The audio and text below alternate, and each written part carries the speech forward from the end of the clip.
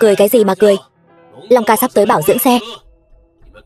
Các người mau cút sang một bên ăn cơm đi. Đừng chắn mắt, đắc tội với quý khách. Ta cho ngươi ra ngoài đường ăn xin.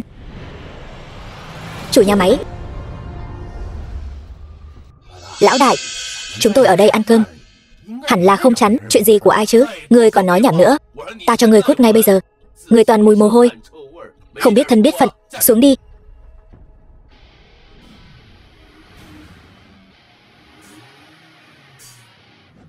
Long ca.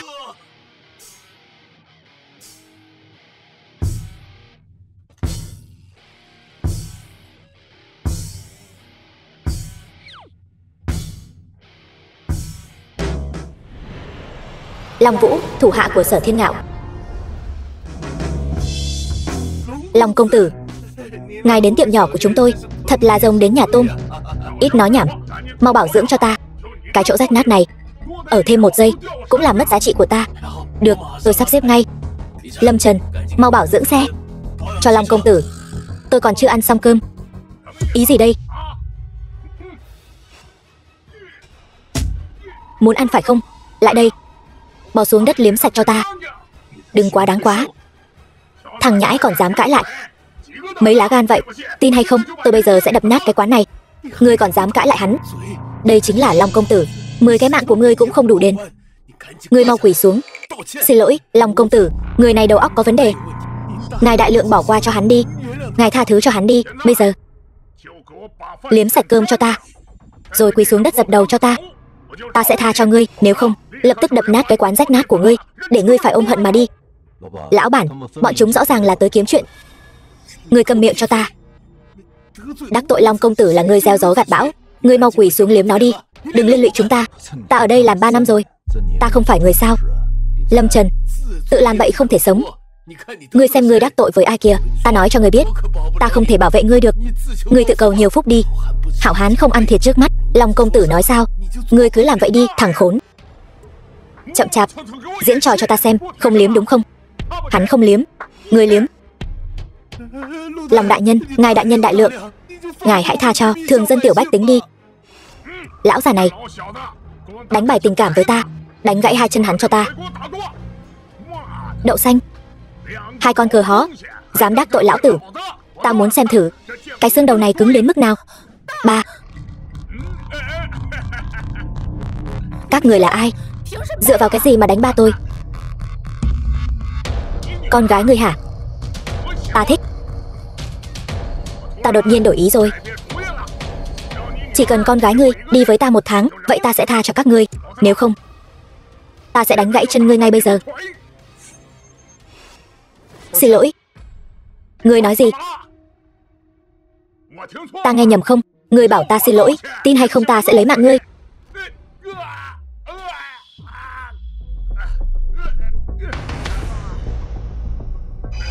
Đồ khốn, dám đánh lão tử. Ngươi biết đại ca ta là ai không? Không biết, cũng không cần biết. Đồ ngu xuẩn, rác rưởi. Nghe cho kỹ đây. Đại ca ta chính là người nổi danh của Yến Kinh, công tử của Sở gia, Sở Thiên Ngạo ở Yến Kinh. Bất kể là phú thương hay quân thần, hay là danh môn vọng tộc, đều muốn nịnh bợ hắn. Người hôm nay đánh ta, nếu hắn biết được, trực tiếp tâu lên Viêm Vương Điện. Đến lúc đó sẽ khiến ngươi kêu trời, trời không thấu, kêu đất, đất không linh, sống không yên ổn. Đừng nói là Sở Thiên Ngạo, cho dù là tìm đến Viêm Vương Điện cũng phải quỳ xuống trước mặt ta. Đồ hỗn xược, dám khinh thường Viêm Vương Điện, không coi ai ra gì, cuồng vọng đến cực điểm. Huynh đệ, cắt lưỡi tên nhóc này ra, lấy mắt nó ra, dạy cho nó biết quy củ. Ai dám tiến lên một bước, lên đường.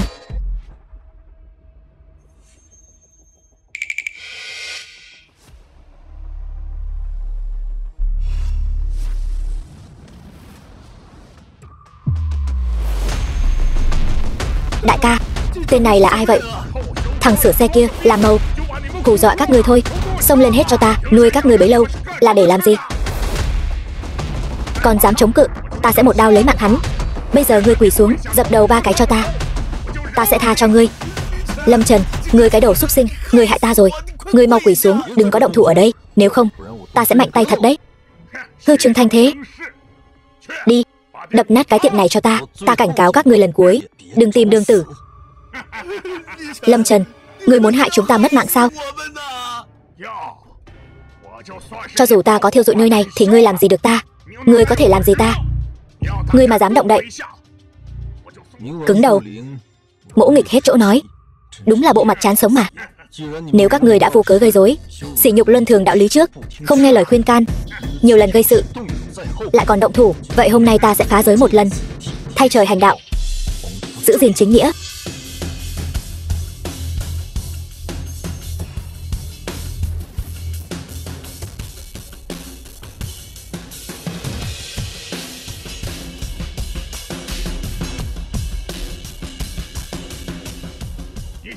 Ngươi là thần thánh phương nào lại dám dùng Chân Long Quyết đã thất truyền từ lâu. Đây chính là cấm thuật của Viêm Vương Điện.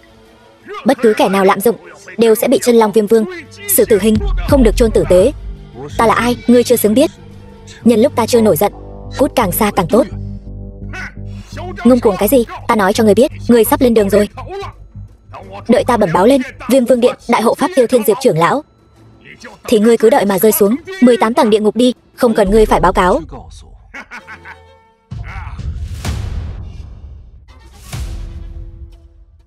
Tiêu Thiên Diệp, ta cho ngươi 3 phút xuất hiện trước mặt ta, nếu không cút khỏi Viêm Vương Điện cho ta.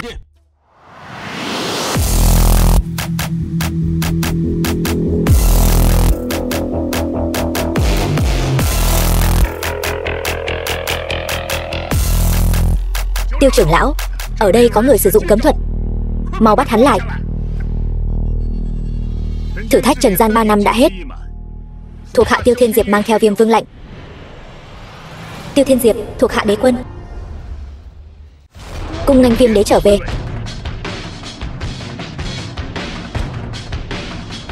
3 năm trải nghiệm, ta đã cảm nhận được sự hung bạo của kẻ tàn ác, sự kiêu ngạo của kẻ ngạo mạn, sự chậm chạp của pháp luật, đám quan tham lạm quyền và lũ dân đen ngu muội. Cũng đến lúc trở về Viêm Vương Điện, chỉnh đốn lại rồi. Tiêu Thiên Diệp, thuộc hạ của ngươi cứng đầu cứng cổ, lừa trên gạt dưới, mượn danh Viêm Vương Điện tác oai tác quái bên ngoài, làm hại chúng sinh.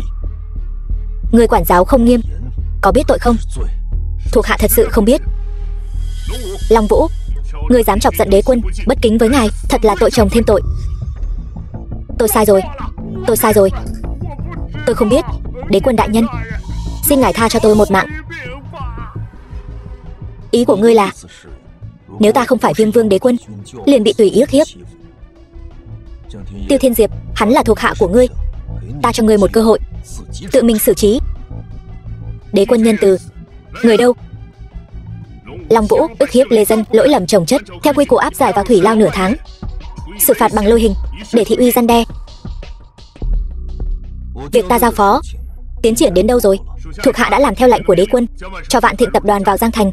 Phu nhân của ngài, Trần Lăng San tiểu thư đã trở thành đối tác quan trọng nhất của tập đoàn. Hiện tại Thương hội Trung Châu đã chủ động bày tỏ thiện chí với chúng ta và đưa ra 3 phần cổ phần để đổi lấy cơ hội hợp tác với Vạn Thịnh tập đoàn. Hôm nay là sinh nhật của Lăng San, với danh nghĩa của tập đoàn gửi một phần lễ vật. Vâng, thuộc hạ đã phái người gửi cho Trần tiểu thư đơn đặt hàng 1 tỷ. Tốt lắm. Với năng lực hiện tại của Trần gia và Lăng San, tiêu thụ hết đơn hàng 1 tỷ này là giới hạn lớn nhất của họ. Sao vậy? Ngươi có vấn đề gì? Đế quân, thuộc hạ có một việc không rõ.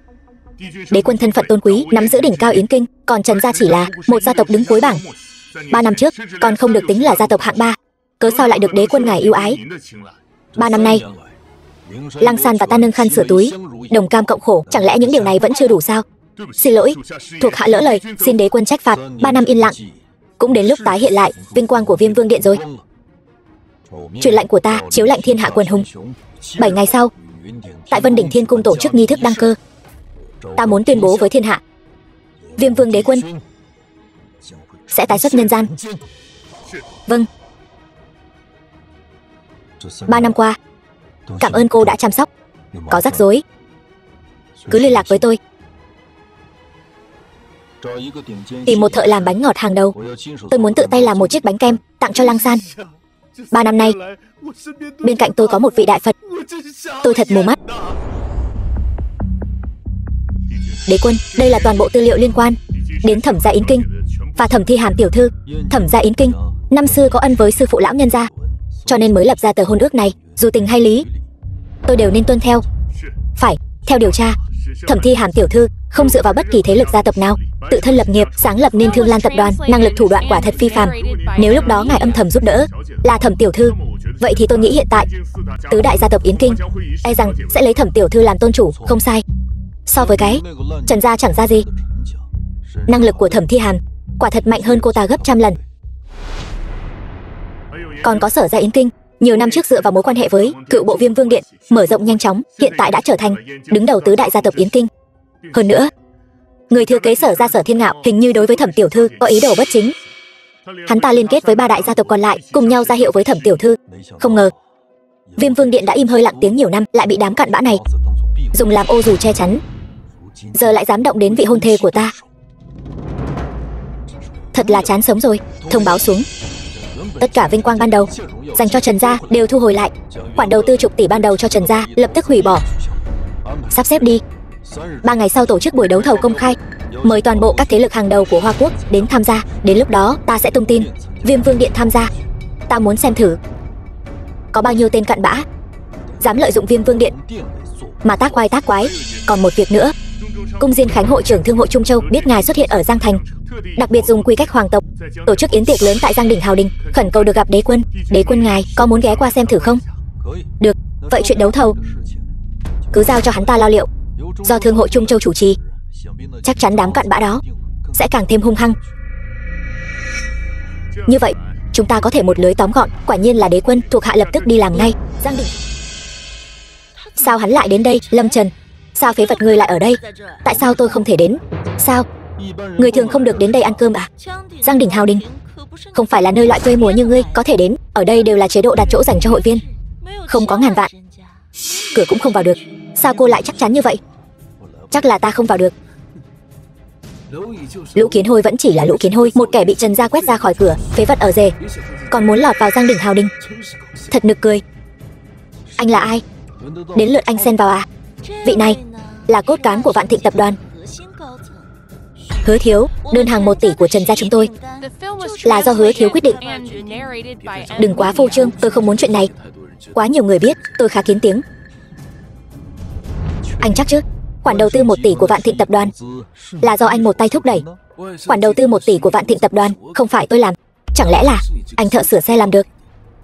Trùng hợp thay, khoản đầu tư 1 tỷ của Vạn Thịnh tập đoàn thật sự là do tôi một tay thúc đẩy. Chỉ cần tôi muốn một cuộc điện thoại, Vạn Thịnh tập đoàn sẽ tùy tiện đầu tư 1 tỷ. Thật thú vị. Đơn hàng 1 tỷ của Vạn Thịnh tập đoàn lại là do cái thằng sửa xe thối tha nhà anh quyết định. Lâm Trần, tôi biết anh muốn bảo vệ lòng tự trọng đáng thương của anh, nhưng kiến hôi mãi mãi chỉ là kiến hôi. Có những thứ tầng lớp của anh là không thể hiểu được. Đừng ra ngoài làm trò cười nữa. Đủ rồi Lâm Trần, tôi không biết anh lấy được lịch trình của tôi bằng cách nào, nhưng làm ơn đừng tiếp tục theo dõi tôi nữa. Tôi đang rất bận, không có thời gian để anh làm loạn. Nếu còn có lần sau, tôi sẽ không khách khí với anh đâu. Trong mắt cô, tôi làm gì cũng là làm loạn.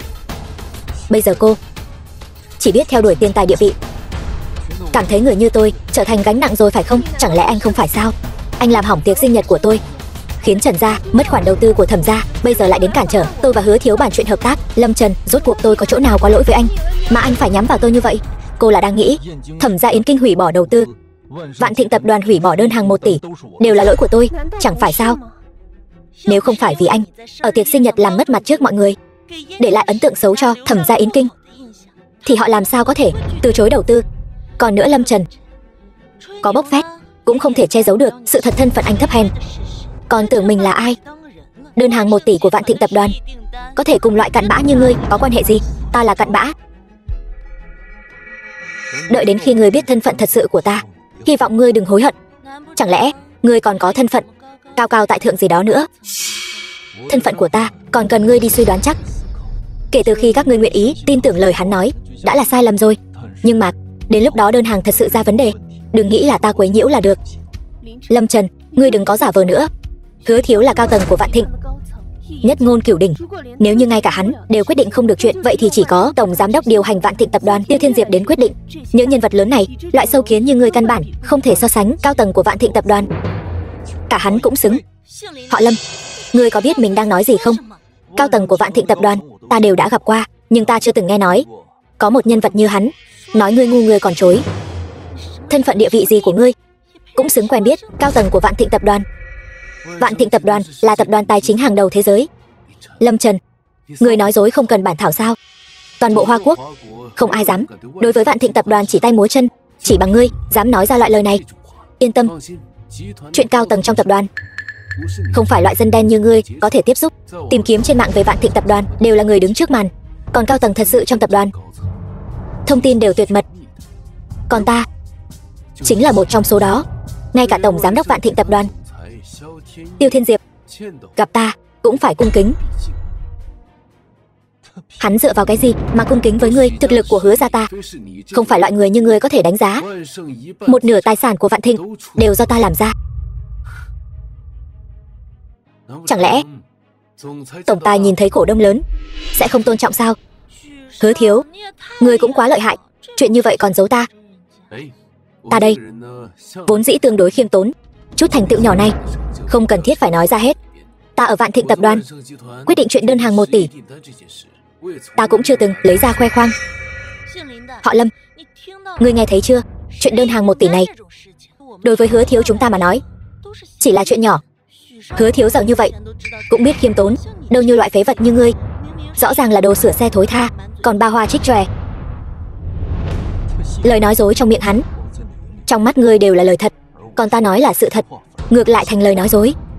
Được, vậy thì để hắn gọi điện thoại cho tập đoàn hỏi xem. Hắn vốn định cho Trần gia đơn hàng 1 tỷ, bây giờ hủy chưa? Họ Lâm, ngươi có biết mình đang nói gì không?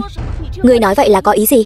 Chẳng lẽ ngươi đang nghi ngờ thân phận của Hứa thiếu sao? Họ Lâm, đồ vô dụng, quả thật không thấy quan tài không đổ lệ.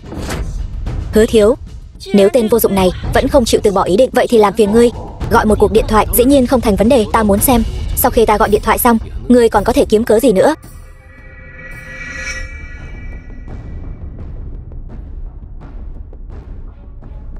Alo, Trương tổng, xin lỗi đã làm phiền ngài.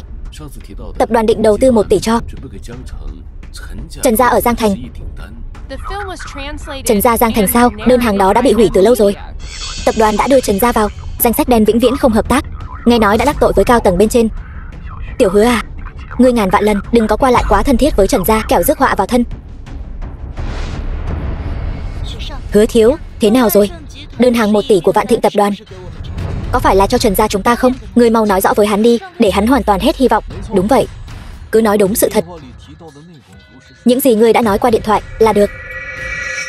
Đương nhiên, ta và các cao tầng khác của Vạn Thịnh tập đoàn rất coi trọng tương lai của Trần gia. Đơn hàng 1 tỷ này nhất định sẽ đầu tư cho Trần gia. Chỉ là số tiền này phải vài ngày mới tới.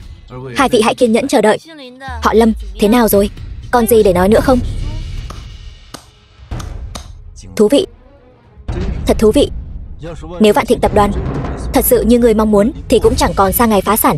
Đủ rồi Lâm Trần, ngươi còn muốn ngông cuồng đến bao giờ? Nhất định phải đắc tội với hào tộc, bị phong sát ngươi mới vừa lòng sao? Lăng San, lời nói dối vụng về như vậy, chẳng lẽ ngươi không nghe ra sao? Phải, lời nói dối này quả thật ấu trĩ, nhưng người đó không phải là Hứa thiếu mà là ngươi. Ngươi thấy làm vậy có ý nghĩa gì không? Giai cấp giữa chúng ta khác nhau, hơn nữa đã ly hôn rồi. Ta cầu xin ngươi hãy buông tha ta, được không? Thân phận của Hứa thiếu cao quý biết nhường nào. Đơn hàng 1 tỷ này đối với Hứa thiếu mà nói chỉ là chuyện nhỏ như con thỏ, cần gì phải nói dối. Lâm Trần, ngươi tưởng ai cũng thích giả vờ như ngươi sao?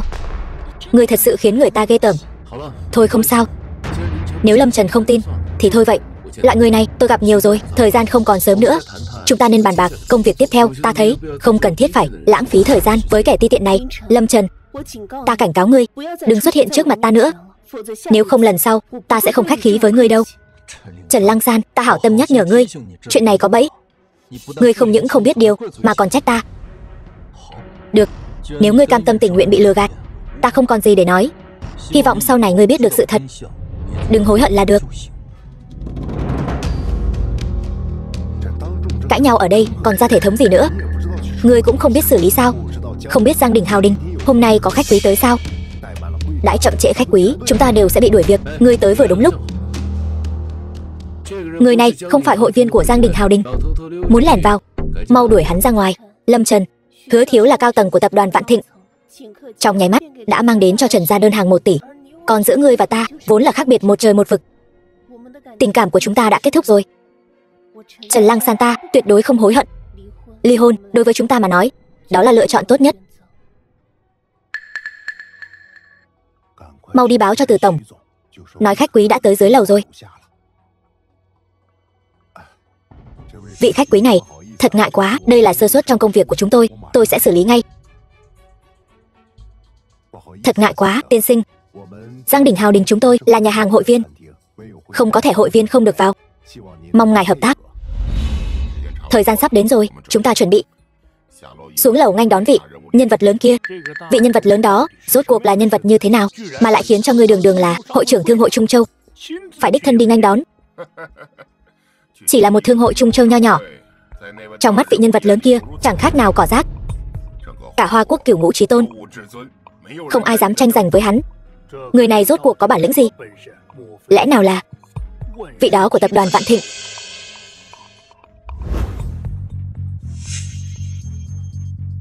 Từ tổng, vị khách quý mà ngài nhắc tới đã đến rồi, đang ở dưới lầu.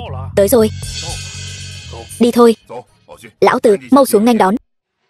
Kêu ta cút. Người chắc chứ? Vâng thưa ngài, mời ngài rời khỏi đây ngay lập tức. Sao hả họ Lâm? Đến nước này rồi mà ngươi còn muốn khoác lác sao? Ngươi đừng bảo là có người mời ngươi đến đây đấy nhé. Chính xác, ngươi đoán đúng rồi đấy. Hôm nay ta quả thật là được mời đến đây. Ta đoán đúng thật rồi. Cái mặt của ngươi thật là dày. Xin lỗi nhé, vị tiên sinh này, hôm nay Giang Đình Hào Đình được bao chọn chỉ để nghênh đón những người tôn quý nhất, không tiếp đãi những người khác. Nếu ngài không xuất trình được thiệp mời thì xin thứ cho ta mạo muội. Hứa thiếu, thật ngại quá. Không ngờ ngươi lại bao chọn cả Giang Đình Hào Đình. Thật tốn kém quá. Thật làm ngài tốn kém rồi. Bao chọn cả Giang Đình Hào Đình.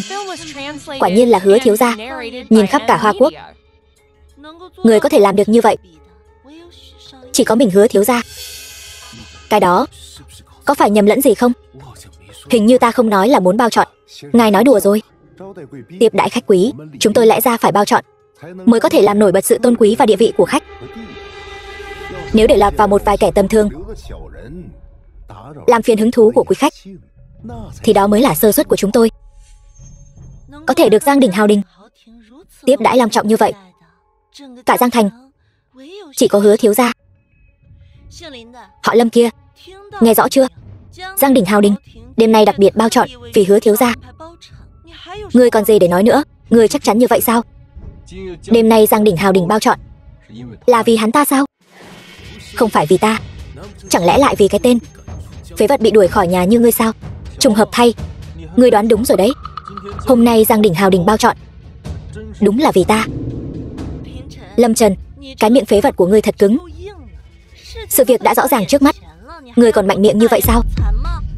Lâm Trần, ngươi thật làm ta thất vọng. Sao lúc trước ta lại mù quáng mà không nhìn ra ngươi là loại người như vậy chứ? Đừng để ta coi thường ngươi. Vì đàn bà mà ra oai cũng không có gì đáng trách, nhưng ngươi cũng phải nhận thức rõ địa vị của mình. Nếu cứ cố bám víu, chỉ càng lộ ra thân phận thấp hèn của ngươi. Đúng vậy, Giang Đình Hào Đình là nhà hàng cao cấp nhất Giang Thành, tiếp đãi toàn những khách quý hạng nhất. Những người có thể vào nhà hàng này đều là nhân vật hiếm hoi. Một nơi sang trọng như vậy, làm sao có thể vì một tên thợ sửa xe hèn mọn như ngươi mà bao chọn được? Loại lời điên rồ này mà ngươi cũng dám nói ra. Sự thật là vậy, có gì mà không nói ra được.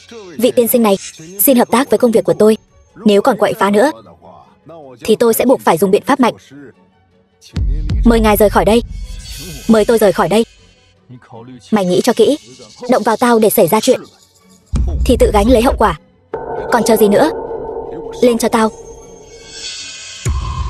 Không biết điều dám ép tao ra tay. Dừng tay. Còn không mau dừng tay lại cho tao.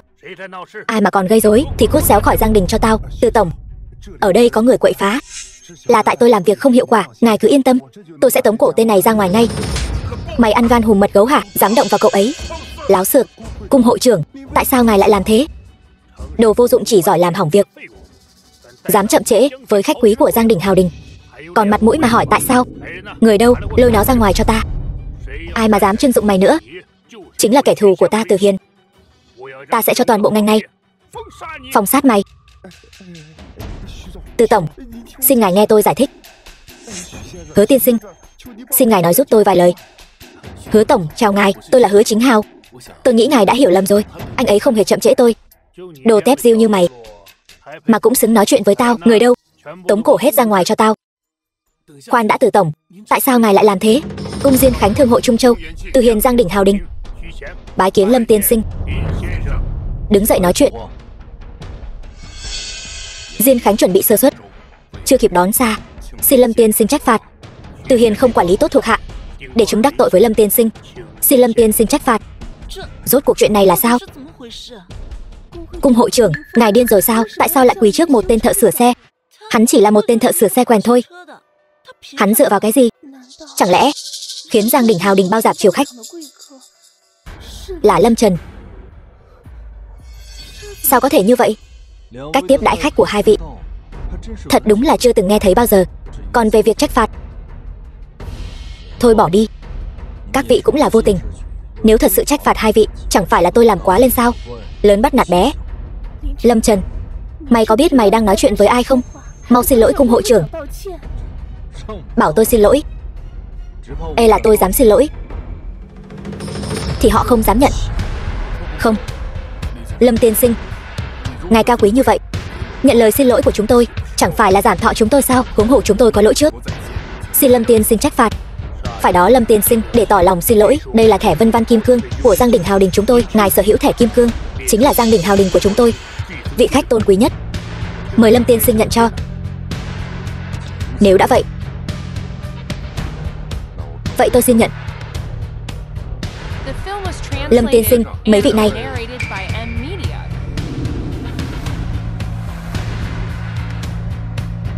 tôi đã nói rồi, ngươi đừng hối hận. Họ chỉ là mấy người xa lạ thôi, chẳng liên quan gì đến ta.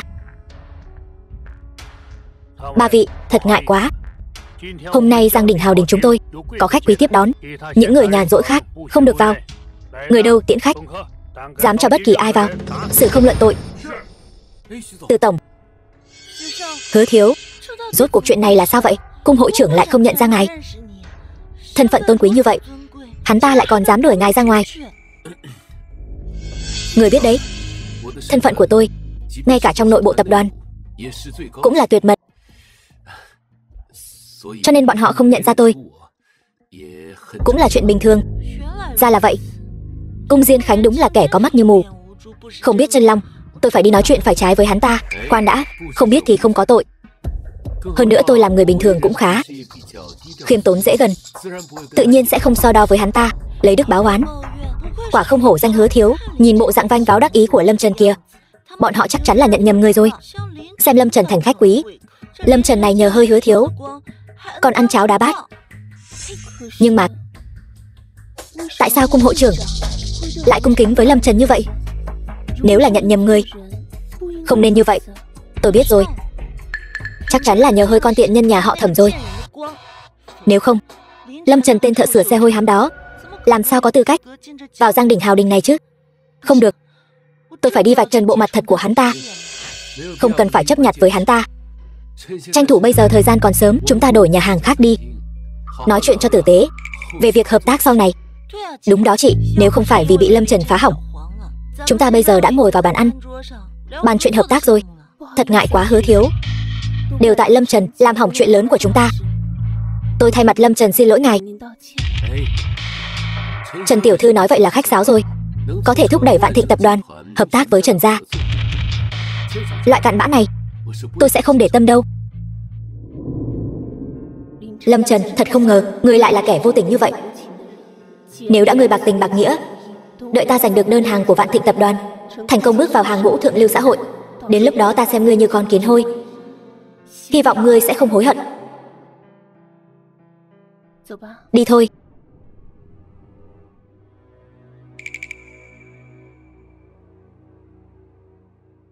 Lâm tiên sinh, mời.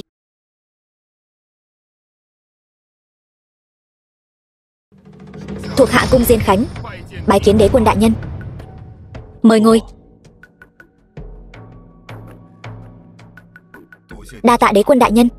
Đế quân đại nhân, lần chiêu thầu này đối với toàn bộ giới thương nghiệp Giang Thành, thậm chí toàn bộ giới thương nghiệp Hoa Quốc đều có ảnh hưởng cực lớn. Diên Khánh thân phận thấp kém, không dám tự ý quyết định. Không biết đế quân đại nhân, ngài đã có doanh nghiệp nào nhắm trước chưa? Chỉ cần một lời của ngài, hai chúng ta nguyện xông pha lửa đạn, không chối từ. Chuyện của tập đoàn ta vốn không muốn nhúng tay, nhưng nếu hai người đã hỏi, vậy Thương Lan tập đoàn rất tốt. Thẩm tổng của Thương Lan tập đoàn, tay trắng gây dựng sự nghiệp, có thể một tay tạo nên. Thương Lan tập đoàn như ngày hôm nay, năng lực của cô ấy tuyệt đối không phải người thường có thể sánh bằng. Thẩm tổng của Thương Lan tập đoàn là đại tiểu thư của tứ đại gia tộc Yến Kinh, Thẩm đại tiểu thư, người hòa nhã dễ gần, cử chỉ đoan trang nho nhã, bất kể là nhân phẩm hay năng lực đều là lựa chọn tuyệt vời. Vậy còn Trần gia ở Giang Thành, vốn được ưu tiên lựa chọn trước đó thì sao? Trần gia ở Giang Thành, cái loại gia tộc nhỏ bé tồi tàn này, bọn họ không xứng. Đế quân đã lên tiếng, thuộc hạ sẽ làm theo. Vậy thì hãy chọn Thương Lan tập đoàn làm đối tác hợp tác chủ yếu lần này. Đế quân đại nhân, Giang Đình Hào Đình chúng tôi nguyện dâng 4 phần, không, 5 phần cổ phần để đổi lấy cơ hội được Viêm Vương Điện che chở nâng đỡ. Sự che chở của Viêm Vương Điện không phải ai cũng có thể nhận được. Tuy nhiên, nếu ngươi và cung hội trưởng là người quen, ta có thể cho ngươi một cơ hội. Lễ đăng quang 6 ngày sau, ta sẽ chính thức tuyên bố Viêm Vương Điện sẽ tái hiện nhân gian. Nếu ngươi có ý quy thuận, vậy lễ đăng quang ta sẽ giao toàn quyền cho ngươi làm. Nếu ngươi làm tốt, ta không ngại cho ngươi một cơ hội. Đa tạ đế quân đại nhân. Viêm Vương Điện chỉ che chở người lương thiện, làm nhiều việc thiện, ắt sẽ có phúc báo. Đa tạ đế quân đại nhân đề bạt, tiểu nhân nhất định một lòng một dạ theo ngài. Từ hôm nay trở đi, hầu hạ đế quân đại nhân.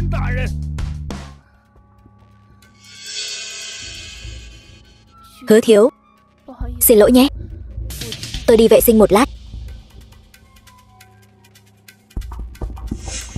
Chuyện gì vậy? Chị ngươi uống rượu giỏi thế, vẫn chưa say à? Hứa thiếu, đừng vội mà. Ngươi đổ cái này vào ly của cô ta, không quá 3 phút, dược hiệu sẽ phát tác. Thứ tốt lành gì đây? Bảo bối hoan lạc nam nữ. Có nó rồi. Tối nay tỷ tỷ chính là người của ngươi.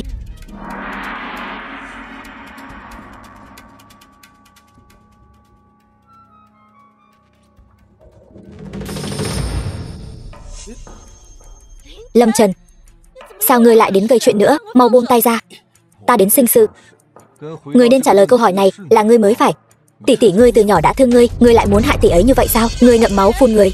Ta một lòng giúp đỡ tỷ tỷ, sao có thể hại tỷ ấy được? Lâm Trần, ta khuyên ngươi nên buông tay ra ngay, nếu không ta sẽ không khách khí với ngươi đâu. Lâm Trần, Hứa thiếu gia tôn quý đến nhường nào, mau bỏ bàn tay bẩn thỉu của ngươi ra. Hứa thiếu, huynh có sao không? Không sao. Lâm Trần, tại sao lại động thủ với Hứa thiếu? Nếu làm Hứa thiếu bị thương, 10 cái mạng của ngươi cũng không đủ đến đâu. Ta động thủ đương nhiên là vì muội. Thôi bỏ đi, dù ta có nói gì muội cũng sẽ không tin. Sao ngươi không hỏi muội muội tốt của ngươi xem vừa rồi bọn họ làm gì vậy? Chị, ta có thể làm gì chứ?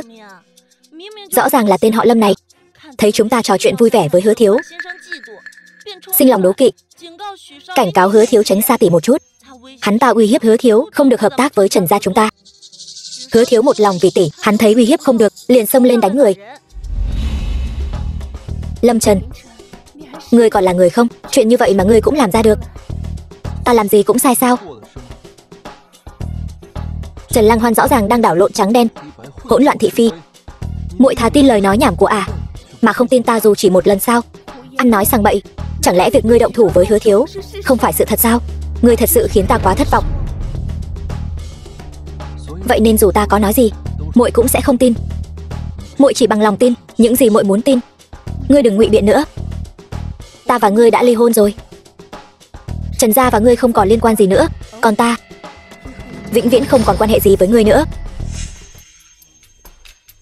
Có những kẻ tầng lớp thấp, dù đã trải qua bao lâu, cũng không thể thay đổi được sự thật hèn mọn. Cho dù có dựa hơi vào Thẩm gia Yến Kinh, cũng không thể thay đổi được mùi hôi thối trên người ngươi.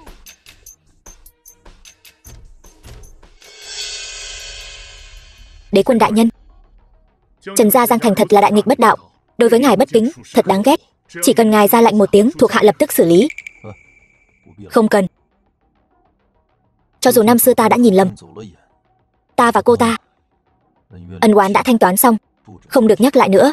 Trần gia Giang Thành đức hạnh như vậy, thảo nào vẫn không thể trở thành đỉnh lưu thế gia. Mấy năm nay tuy có chân long phù trì, nhưng bọn họ lại có mắt như mù, chỉ có thể để bọn họ tự gánh lấy hậu quả. Thương Lan tập đoàn như thế nào? Sở Gia Yến Kinh liên hợp cùng mấy đại gia tộc khác, cùng nhau chống lại tập đoàn Thương Lan. Thẩm tiểu thư tuy năng lực ưu việt, nhưng chỉ miễn cưỡng chống đỡ được. Lâu dài về sau, Thẩm gia sớm muộn gì cũng bị thay thế. Ta đã nói sẽ bảo hộ Thẩm gia. Dám uy hiếp nàng, chính là cùng ta đối đầu. Đi, đi xem thử những kẻ tiểu nhân nào dám cãi lời ta.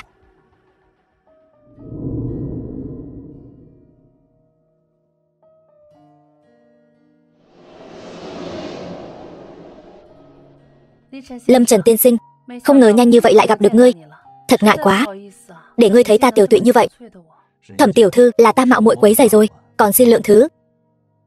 Mời ngồi.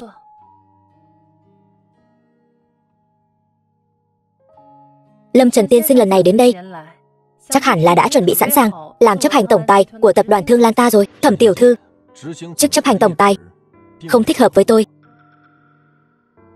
Tuy nhiên, dù sao ngươi và ta đã định hôn ước, nếu gặp khó khăn gì, tôi nhất định sẽ ra tay giúp đỡ. Được, vậy thì theo lời ngươi.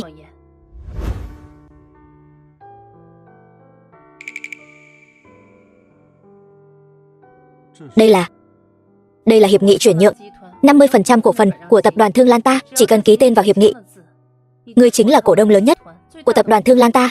Thẩm tiểu thư, tập đoàn Thương Lan là đế chế thương mại mà cô hao tâm tổn trí gây dựng nên. Cô cam tâm dễ dàng như vậy tặng cho người mới gặp 2 lần, người xa lạ sao? Nếu không thể hiện đủ thành ý, sau này sao có thể làm phiền ngươi ra tay giúp đỡ. Hơn nữa, ngươi là vị hôn phu của Thẩm Thi Hàm ta. Ta tin tưởng người đàn ông ta chọn không phải là nhân trung chân long, thì cũng là nhân trung kiệt xuất. Nói đi, muốn ta giúp ngươi chuyện gì? Tối mai Thương hội Trung Châu sẽ tổ chức một buổi đấu thầu tại Giang Đỉnh Thịnh Đình. Thành bại lần này sẽ quyết định sự sống còn của tập đoàn Thương Lan ta. Vì vậy ta muốn mời Lâm tiên sinh cùng ta đại diện cho tập đoàn Thương Lan tham dự buổi đấu thầu này. Thẩm tiểu thư tự tin như vậy, ta có thể giúp được cô sao? Đây quả thực là một canh bạc lớn. Nhưng hiện nay, tập đoàn Thương Lan ta bị Sở Gia Yến Kinh liên kết 3 đại gia tộc khác khắp nơi chèn ép, tình cảnh rất khó khăn. Buổi đấu thầu này có lẽ là hy vọng duy nhất, không thể không đánh cược.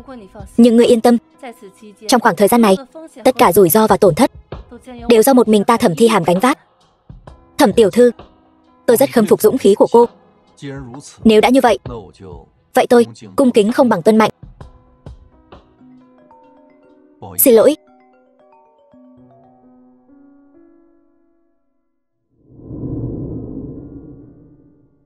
Đế quân đại nhân, cung Diên Khánh của Thương hội Trung Châu gửi tin đến Sở Thiên Ngạo của Sở gia, chủ động hẹn gặp cung tiên sinh để bàn việc. Bọn họ đang âm mưu hãm hại Thẩm gia.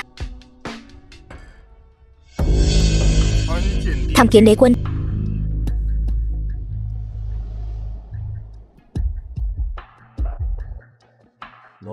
Làm đúng bổn phận, làm tốt lắm. Tạ ơn đế quân đại nhân tán thưởng. Theo điều tra, Sở Gia Yến Kinh những năm nay dựa vào danh tiếng của Viêm Vương điện hạ ở bên ngoài tác oai tác quái, số tiền tham ô đã lên tới hàng trăm tỷ. Danh tiếng của Viêm Vương điện cũng dám bôi nhọ.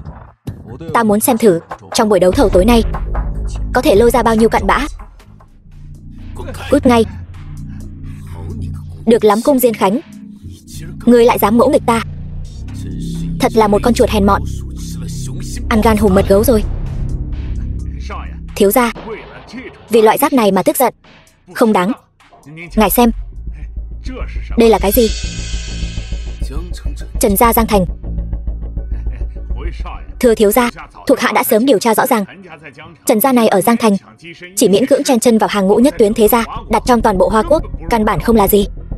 Chúng ta chỉ cần động động ngón tay là có thể nghiền nát.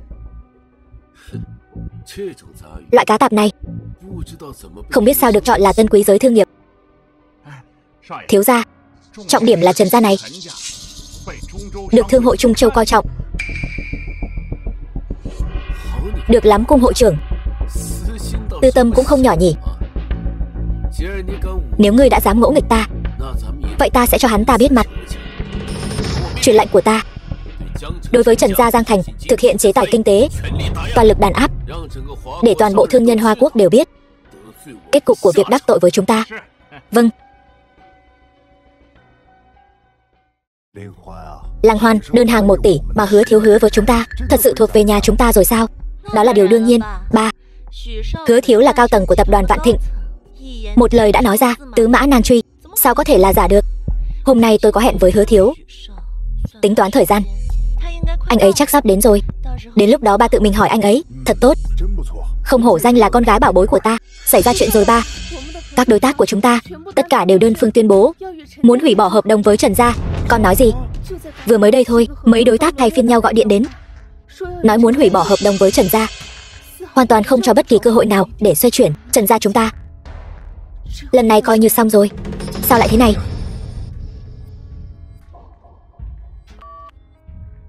Alo, Phương Tổng, tôi là lão Trần đây. Chuyện này chắc là Phương Tổng có việc. Tôi gọi lại, hỏi Lý Tổng xem sao. Alo, Lý Tổng, tôi là lão Trần. Con gái tôi vừa nói. Tôi, lão Trần, hợp tác giữa hai nhà chúng ta đến đây là chấm dứt. Sau này đừng gọi điện cho tôi nữa. Đây là vì sao?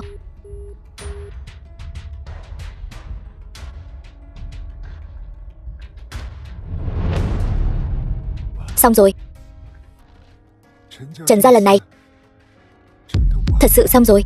Để nhanh chóng chiếm lĩnh thị phần, chúng ta đã dốc toàn bộ tài sản vào đó.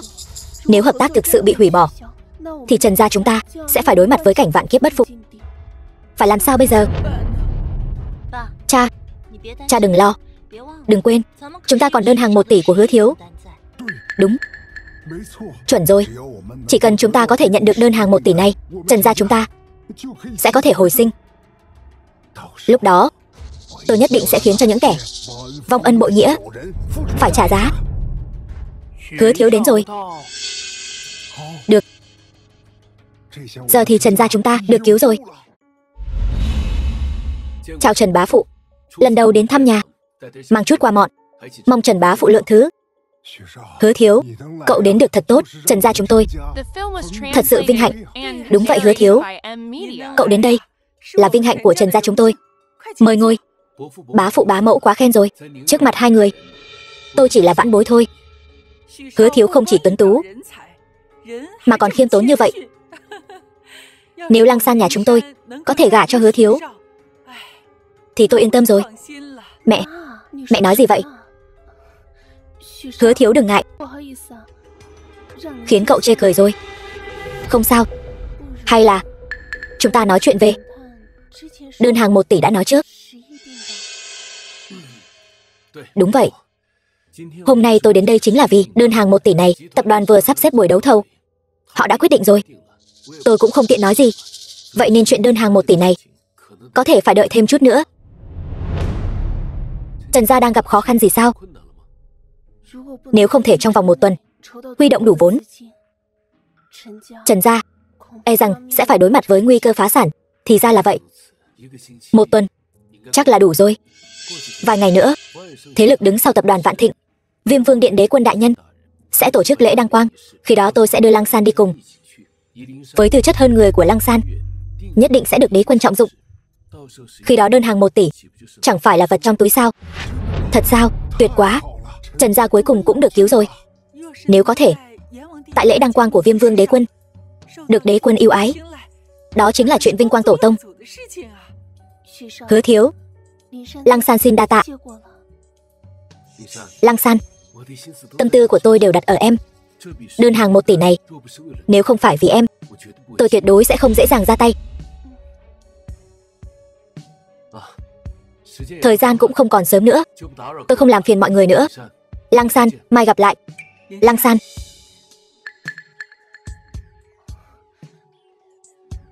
Hứa Thiếu, ngày mai gặp.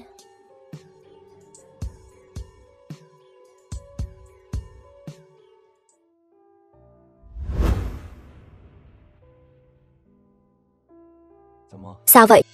Căng thẳng sao? Nếu không căng thẳng thì là giả. Dù sao đại hội chiêu thương này có liên quan đến sinh tử của Thương Lan. Ngươi yên tâm đi. Ta nghĩ rằng tối nay nhất định sẽ có một vị khách quý từ trên trời rơi xuống, giúp Thẩm gia ngươi chuyển nguy thành an. Vậy mượn lời may của ngươi. Có điều, ngươi bây giờ chính là nam nhân của ta. Ăn mặc thế này không được. Người đâu? Đi thay cho Thẩm tiên sinh một bộ y phục. Thân phận tôn quý như vậy cũng phải mặc y phục tôn quý.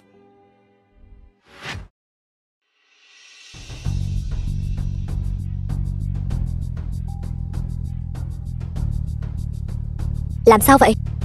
Tối nay cường địch vây quanh, đối thủ nhiều hơn ta tưởng tượng. Thẩm gia lần này nguy rồi. Vị đó là đại thiếu gia của Sở gia Yến Kinh, Sở Thiên Ngạo. Bên cạnh hắn là gia chủ Liễu gia Yến Kinh, Liễu Xuân Sinh, và gia chủ Tưởng gia Yến Kinh, Tưởng Vân Thần.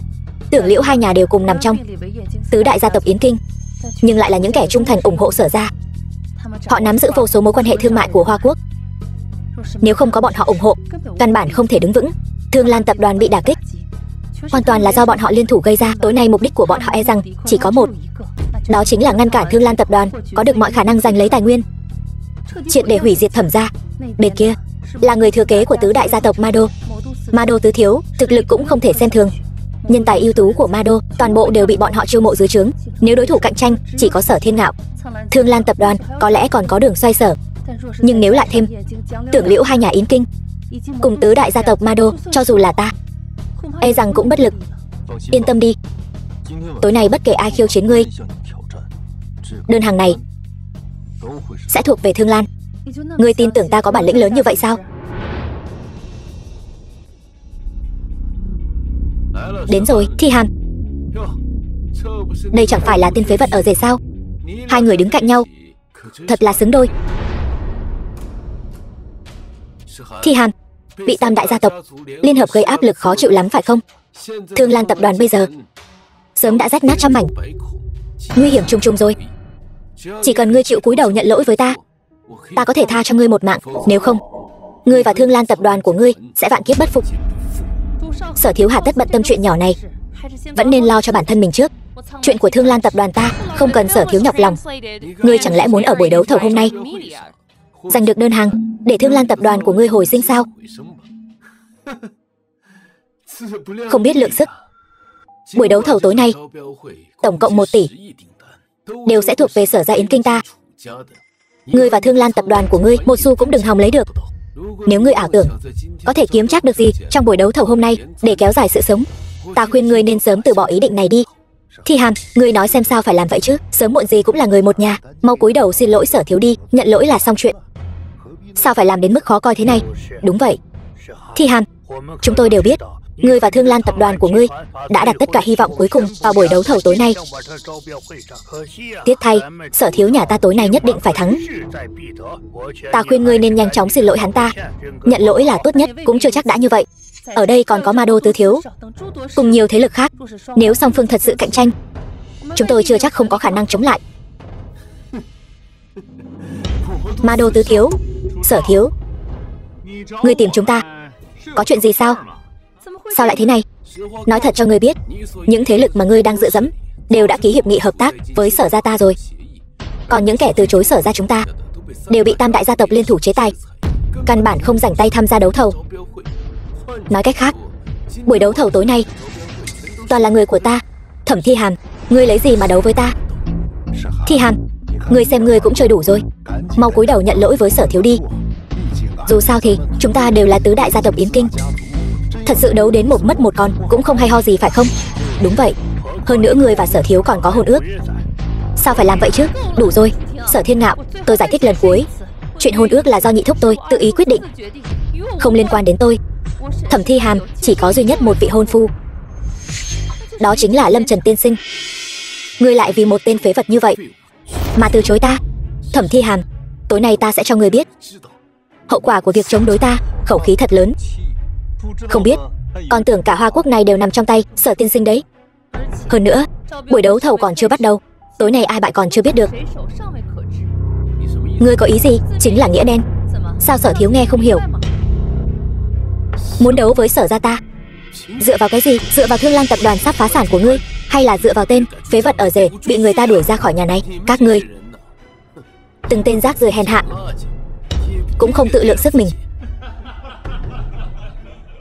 Chính xác, tối nay Thẩm gia nhất định có thể hồi sinh.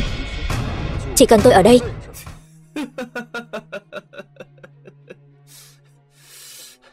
Ngươi, đúng vậy, ngươi nói đúng rồi. Buổi đấu thầu tối nay, đơn hàng 1 tỷ. Người sở hữu cuối cùng chỉ có một, đó chính là Thương Lan tập đoàn. Ăn nói hàm hồ. Chỉ bằng một tên phế vật ở rể như ngươi cũng có tư cách khiêu chiến với chúng ta sao? Sự thật thôi mà, tại sao không thể nói ra? Mấy vị chẳng lẽ chột dạ sao? Vậy theo như ngươi nói, 3 đại gia tộc chúng ta liên thủ, chẳng phải sẽ tay trắng trở về sao? Vậy buổi đấu thầu này còn có ý nghĩa gì nữa? Chính xác, buổi đấu thầu này quả thật có mục đích khác. Thi Hàm, ta biết ngươi muốn chọc tức ta, nhưng ngươi cũng không thể tìm một tên hạ đẳng như vậy để chọc tức ta chứ. Có muốn chối cũng không thể tìm một con cờ hó hèn hạ như vậy chứ. Còn ngươi nữa, nhận thức rõ địa vị của mình đi. Nơi này không phải nơi dành cho một tên phế vật như ngươi, vì vậy cút ngay cho ta. Đúng, đây chính là buổi đấu thầu do Vạn Thịnh tập đoàn tổ chức. Những người tham dự đều là những người có giá trị tài sản hơn 5 tỷ. Ông trùm thương mại.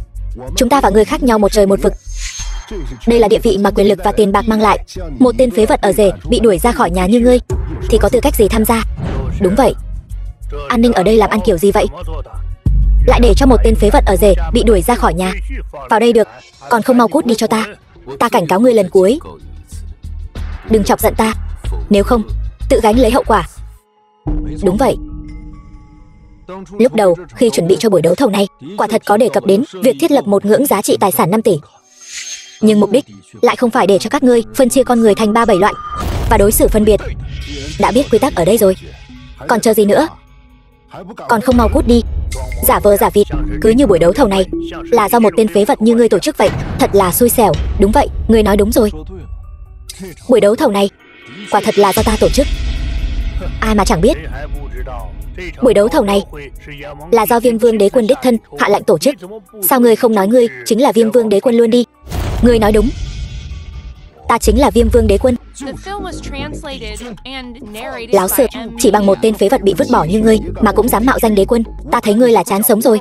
Thôi được rồi, ta không quan tâm Thi Hàm đã cho ngươi lợi ích gì. Để ngươi đến đây quấy rối, ta cho ngươi một cơ hội cuối cùng. Trước khi ta nổi giận, mau cút ra ngoài cho ta. Nếu không, đừng trách ta vô tình. Vậy ta cũng cho ngươi một câu trả lời cuối cùng. Bảo ta cút. Ngươi chưa đủ tư cách. Người đâu, lôi hắn ra ngoài cho ta. Dám động thủ với Viêm Vương Đế Quân, các ngươi chán sống rồi sao? Mê muội lại còn dám tự xưng là đế quân. Đánh gãy 2 chân hắn cho ta, rồi lôi hắn ra ngoài. Đi mau. Dừng tay. Cung hội trưởng, ngươi đến thật đúng lúc. Mau lôi tên phế vật này ra ngoài cho ta. Hắn ở đây gây rối, làm bẩn mắt những người nổi tiếng trong xã hội chúng ta, có phải không?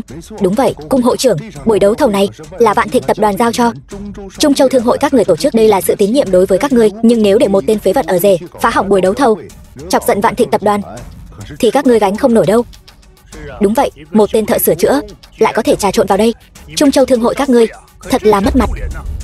Không phải đâu cung hội trưởng, Lâm tiên sinh là vị hôn phu của tôi, lần này cùng tôi đại diện cho Thương Lan tập đoàn tham dự, đương nhiên có tư cách tham gia. Tên phế vật này vừa rồi còn ở đây nói năng bừa bãi, thậm chí còn mạo danh đế quân, thì phải giải quyết thế nào?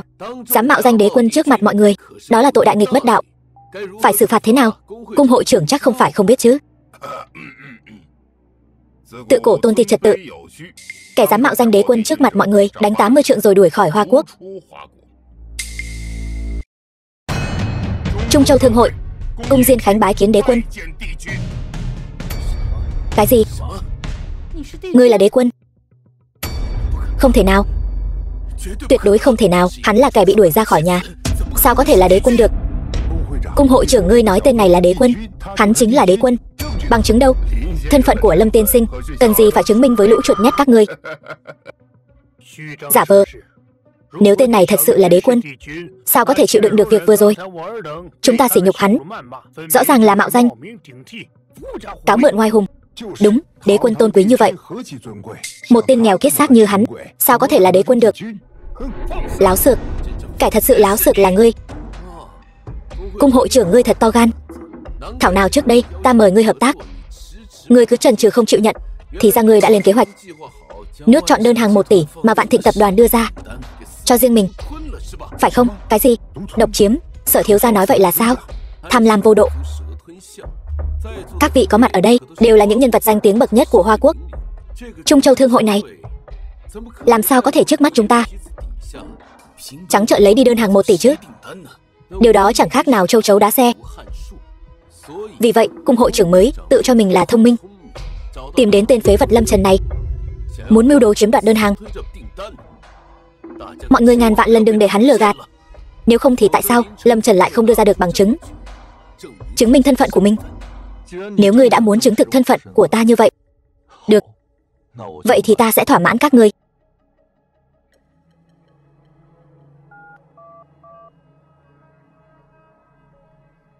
Tiêu Thiên Diệp, trong vòng 5 phút, tất cả những gia tộc có mặt ở đây cấu kết với Sở gia hôm nay đều phải bị loại bỏ. Còn nữa, hãy loại bỏ Sở gia Yến Kinh ra khỏi tứ đại gia tộc Yến Kinh. Hắn ta nói gì vậy? Chỉ một cú điện thoại mà ngươi muốn loại bỏ Sở gia ta khỏi tứ đại gia tộc Yến Kinh sao? Âm mưu của các ngươi đã bị Sở thiếu gia vạch trần rồi. Đừng diễn nữa. Chỉ bằng mấy trò hề vụng về này của các ngươi thì chỉ có thể dọa trẻ con thôi. Thật hay giả, trong vòng 5 phút sẽ rõ. Thằng nhãi này cứng miệng thật. Đến nước này rồi mà còn lừa bịp thiên hạ. Ta thấy ngươi là người không thấy quan tài thì không nhỏ lệ. Nếu ngươi muốn đợi thì chúng ta sẽ đợi cùng ngươi. Nếu 5 phút sau không có chuyện gì xảy ra thì kết cục sẽ ra sao? Tự ngươi rõ. 5 phút. Ngươi đúng là đồ nhà quê, chưa thấy sự đời. Ngươi nghĩ Sở gia ta là loại gia tộc nhỏ bé nào đó sao? Còn 5 phút mà muốn lai chuyển cơ nghiệp trăm năm của Sở gia ta. Thật nực cười. Cho dù là đế quân đến đây muốn ra tay đàn áp Sở gia ta thì hắn cũng phải tốn một phen công sức. Huống hồ ngươi chỉ là kẻ giả mạo. Nếu ngươi chỉ muốn câu giờ 5 phút thì ta khuyên ngươi tốt nhất là ngay bây giờ hãy cụp đuôi mà cút đi. Nếu không, e là ngươi sẽ không thấy được mặt trời ngày mai đâu. Vô lễ. Kẻ thật sự vô lễ là ngươi. Ngươi tưởng Vạn Thịnh tập đoàn giao buổi đấu thầu này cho ngươi tổ chức là ngươi có thể hô mưa gọi gió rồi sao? Ngươi tưởng ngươi đã đạt được hợp tác sâu rộng với Vạn Thịnh tập đoàn rồi, phải không? Chỉ là một hội trưởng Trung Châu Thương hội còn con, một tồn tại như loài kiến hôi mà ngươi cũng dám chỉ trích ta sao? Đúng vậy họ Cung, chúng tôi nể mặt Vạn Thịnh tập đoàn mới gọi ngươi một tiếng cung hội trưởng. Ngươi sẽ không thực sự nghĩ rằng chỉ một tên Trung Châu Thương hội lại có tư cách sánh ngang với 4 đại gia tộc của Yến Kinh chúng ta chứ? Cung Diên Khánh ngươi là cái thá gì vậy mà còn muốn trước mặt chúng ta nuốt riêng đơn hàng 1 tỷ của Vạn Thịnh tập đoàn? Thật là không biết tự lượng sức mình. Đợi vài ngày nữa đến nghi thức đăng cơ, ta chờ diện kiến đế quân đại nhân, nhất định đem hành vi hèn hạ của ngươi bẩm báo toàn bộ. Đến lúc đó đế quân biết được việc này nhất định sẽ nghiêm trị. Trung Châu Thương hội các ngươi tuy không tính là danh gia vọng tộc gì, nhưng dù sao cũng coi như miếng thịt ngon. Sở ra xin nuốt trọn. E Sở ra các ngươi không đợi được đến ngày mai đâu. Sản nghiệp gia tộc bị toàn bộ đình chỉ. Sao có thể như vậy? Ngươi làm ồn cái gì, bị cái gì mà lớn tiếng la lối? Sở thiếu, không ổn, xảy ra chuyện lớn rồi. Vừa nhận được tin sản nghiệp của Liễu gia ta bị toàn bộ đình chỉ, tài chính đã bị phong tỏa toàn bộ, gần như phá sản rồi. Sở thiếu nhất định phải cứu Liễu gia chúng ta. Sao có thể như vậy được? Chỉ trong vài phút toàn bộ bị chặn đứng. Cái gì? Chuyện này rốt cuộc là sao? Sở thiếu, tài chính của Tưởng gia ta bị phong tỏa toàn bộ rồi. Tưởng gia và Liễu gia chúng ta bị 4 đại gia tộc Yến Kinh loại trừ rồi. Sở thiếu, ngài nhất định phải cứu chúng ta. Chúng ta vẫn luôn trung thành với ngài mà. Không thể nào, ngươi đừng vội. Chuyện này không thể nào, tuyệt đối không thể nào. 2 đại gia tộc các ngươi đường đường chính chính trên thế giới này, ai dám làm vậy với các ngươi? Không thể nào.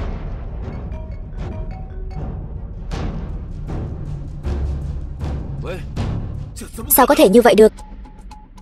Toàn bộ tài chính của Sở gia bị phong tỏa. Chuyện này tuyệt đối không thể nào. Sở thiếu, rốt cuộc ai có năng lực lớn như vậy có thể ra tay với mấy nhà chúng ta? Sở gia chúng ta hiện tại tự thân khó bảo toàn. Tra cho ta, tất cả đều phải điều tra. Tra cho ta xem kẻ đứng sau màn rốt cuộc là ai. Mau điều tra. Kẻ nào khiến mấy nhà chúng ta phá sản thì đừng trách chúng ta đồng quy vu tận. Sở thiếu, tra ra rồi. Ngài xem, là Tiêu Thiên Diệp của Vạn Thị tập đoàn. Tiêu Thiên Diệp công khai phong sát 3 đại gia tộc chúng ta. Vạn Thịnh tập đoàn đại diện chính là Viêm Vương đế quân. Chẳng lẽ hắn thật sự là đế quân? Khốn nạn, sao lại như vậy? Vạn Thịnh đột nhiên đánh úp 3 đại gia tộc. Chẳng lẽ tên phế vật Lâm Trần đó thật sự là đế quân? Sở thiếu, ngươi vừa nhận một cuộc gọi. Sở ra các ngươi thật sự phá sản rồi sao? Vậy thì vận may của tôi đúng là không tồi. Thật sự để tôi gặp được chuyện mèo mù vớ cá rán. Xem ra hôm nay thật sự là có quý nhân từ trên trời rơi xuống phù hộ cho Thẩm gia nhà ngươi. Không thể nào, nhất định là có chỗ nào đó nhầm lẫn rồi. Chuyện này tuyệt đối không thể nào, hắn nhất định là may mắn thôi. Vừa đúng lúc gặp may. Chư vị ở đây, mọi người đừng vội. Ai mà chẳng biết, hắn chỉ là đồ bị Trần gia Giang Thành đuổi ra. Phế vật con rể dư thừa, tiện hạ đẳng lại dám mạo danh đế quân. Vô lễ, Sở Thiên Ngạo, ngươi đi đời đến nơi rồi còn ở đây cứng miệng. Sở thiếu, tiếp theo chúng ta phải làm sao để tự bảo vệ mình?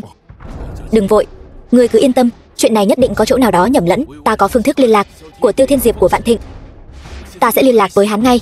Chỉ cần chúng ta giải quyết hiểu lầm, tiền được giải phóng, mọi thứ sẽ trở lại như cũ. Hay là nhân lúc tình hình hỗn loạn, chúng ta rời khỏi nơi thị phi này trước.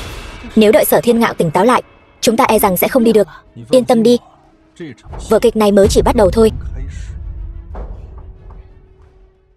Tiêu tổng, thật ngại đã làm phiền ngài. Ta là Sở Thiên Ngạo của Sở gia Yến Kinh. Vừa rồi nghe có người đồn rằng ngài vừa gây áp lực đàn áp 3 đại gia tộc chúng tôi. Chuyện này đúng là có việc này. Sao, ngươi có ý kiến gì? Đây là vì sao? Gần đây ngươi làm việc quá đáng rồi. Có phải nên gặp mặt ta nói chuyện chút không? Tiêu tổng của Vạn Thịnh tập đoàn đến. Tiêu tổng, ngài phải làm chủ cho chúng tôi. 3 đại gia tộc chúng tôi xưa nay luôn an phận thủ thường, chưa từng làm chuyện gì quá phận. Thế nhưng Vạn Thịnh tập đoàn này lại trắng trợn đàn áp chúng tôi, thậm chí khiến gia đình chúng tôi tan cửa nát nhà. Phải đó Tiêu tổng, ngài nhất định phải làm chủ cho chúng tôi. 3 đại gia tộc các ngươi đã làm những chuyện gì? Tự các ngươi rõ trong lòng. Theo ta thấy, chuyện này nhất định là hiểu lầm. Hiểu lầm? Đúng, nhất định là hiểu lầm. 3 đại gia tộc chúng tôi từ trước đến nay làm việc đều đúng quy đúng củ, luôn tuân thủ quy tắc. Chỉ có Cung Diên Khánh của Trung Châu Thương hội ỷ mình có quan hệ tốt với Vạn Thịnh tập đoàn, được ưu ái, to gan lớn mật, dám một mình nuốt trọn đơn hàng 1 tỷ này để đạt được mục đích, thậm chí còn tìm đến tiểu tử Lâm Trần này để giả mạo đế quân. Vô lễ. Sở Thiên Ngạo, ngươi có biết ngươi đang nói chuyện với ai không? Tiêu tổng, ngài đây là bái kiến đế quân đại nhân, thuộc hạ đến muộn, kính xin đế quân đại nhân trách phạt. Đường đế quân, lại là tiểu tử này. Ngươi thật sự là đế quân? Bây giờ các ngươi còn gì muốn nói nữa không? Sao lại như vậy chứ? Hắn rõ ràng là tên ở rể bị đuổi ra khỏi nhà, sao lại là đế quân chứ? Đúng vậy, lúc đó chúng ta sỉ nhục hắn như vậy, phạm tội tay chơi. Thế này thì hết thật rồi. Không thể nào, tuyệt đối không thể nào. Tên phế vật này, sao hắn có thể là đế quân được? Vô phép. Vừa rồi ngươi không biết thì thôi, này thân phận đế quân đã rõ, ngươi còn dám bất kính với hắn. Người đâu? Bắt hắn lại cho ta. Đế quân đại nhân, tha mạng. Chúng tôi đều bị Sở Thiên Ngạo, tên khốn này ép buộc. Đế quân đại nhân, tha mạng. Chúng tôi đều bị hắn ép buộc. Hắn nắm giữ mạch sống thương mại của các đại gia tộc chúng tôi không dám không nghe theo hắn. Sắp dùng bỏ tôi rồi. Tường đầu mọi người xô. Chúng tôi chịu đựng bạo hành của Sở gia đã lâu, xin đế quân đại nhân làm chủ cho chúng tôi, nghiêm trị Sở gia, trả lại cho Thương hội Hoa Quốc một mảnh thái bình. Xin đại nhân tha cho chúng tôi. Tha cho chúng tôi lần này đi. Theo các ngươi nói, các ngươi làm vậy đều là bị Sở Thiên Ngạo ép buộc phải không? Dạ, đúng vậy, đều là Sở Thiên Ngạo ép buộc chúng tôi. Liễu Xuân Sinh, người bội tín vong nghĩa. Tài liệu, trước mặt đế quân đại nhân còn dám nói dối, thật to gan. Đây là bằng chứng cho sự ngang ngược của các ngươi.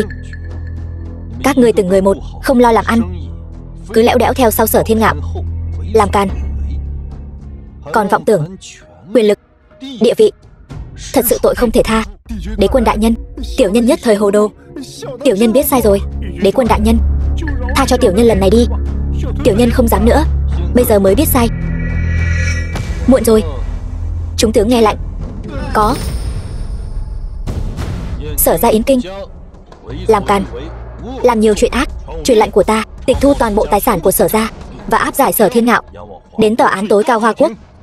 Chọn ngày hành hình công khai. Khoan đã, ta là người nắm quyền Sở gia, bất cứ kẻ nào dám động đến ta chính là đối địch với Sở gia ta. Yến Kinh, Tưởng gia, Liễu gia là các đại gia tộc Yến Kinh, làm càn, vơ vét của cải, hại người vô số. Truyền lệnh của ta tịch thu toàn bộ tài sản của Tưởng Liễu hai nhà, đồng thời áp giải Liễu Xuân Sinh và Tưởng Vân Thần đến tòa án tối cao Hoa Quốc. Chọn ngày Hành hình công khai. Đế quân đại nhân tha mạng. Tiểu nhân biết sai rồi. Đế quân đại nhân tha mạng. Ma Đô tứ thiếu, niệm tình các người tội trạng nhẹ, vậy ta sẽ phạt nhẹ. Hạn các ngươi trong vòng 3 ngày thanh toán tài sản, nhập hết vào danh nghĩa tập đoàn Thương Lan. Nếu không tuân theo, xử ngay lập tức. Đa tạ đế quân. Đế quân đại nhân yên tâm, chúng tôi nhất định tuân theo. Vở kịch hôm nay, mỗi người có mặt ở đây đều không thoát khỏi liên quan. Các ngươi bị người lợi dụng làm vuốt nhọn cho người khác, nhưng niệm tình các ngươi chưa gây ra lỗi lầm lớn nào. Lần này ta sẽ tha cho các ngươi, nếu còn có lần sau, tuyệt đối không tha. Đa tạ đế quân đại nhân. Thôi được rồi, buổi đấu thầu hôm nay đến đây kết thúc. Sai người đem đơn hàng 1 tỷ gửi đến tập đoàn Thương Lan. Chư vị ở đây không có dị nghị gì chứ? Tuân đế quân lạnh. Không có dị nghị. Thế nào? Nguy cơ của Thẩm gia đã được giải trừ. Hơn nữa, nguy cơ của tập đoàn Thương Lan cũng đã được giải trừ. Tôi đã nói rồi mà, hôm nay có quý nhân giúp đỡ.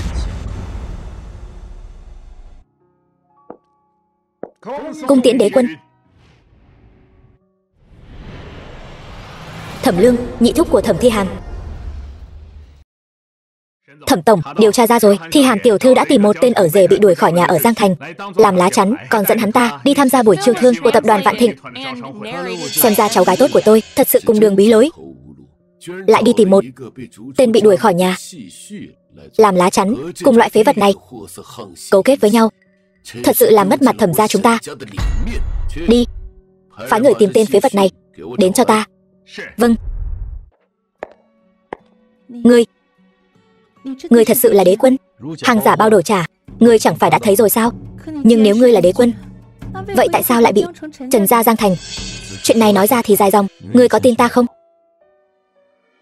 Ngươi là vị hôn phu của ta, nếu ta không tin ngươi thì còn tin ai được nữa? Vài ngày nữa là lễ đăng quang của ta. Sau khi lễ đăng quang kết thúc, ta sẽ kể hết mọi chuyện cho ngươi nghe. Được. Nhất ngôn ký xuất, gặp lại ở lễ đăng quang.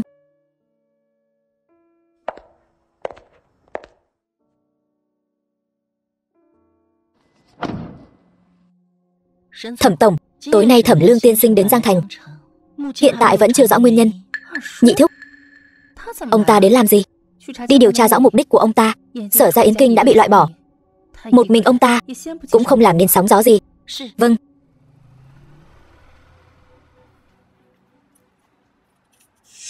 Xin lỗi, gia chủ nhà ta muốn mời cậu đến biệt thự trò chuyện. Được. Dẫn đường.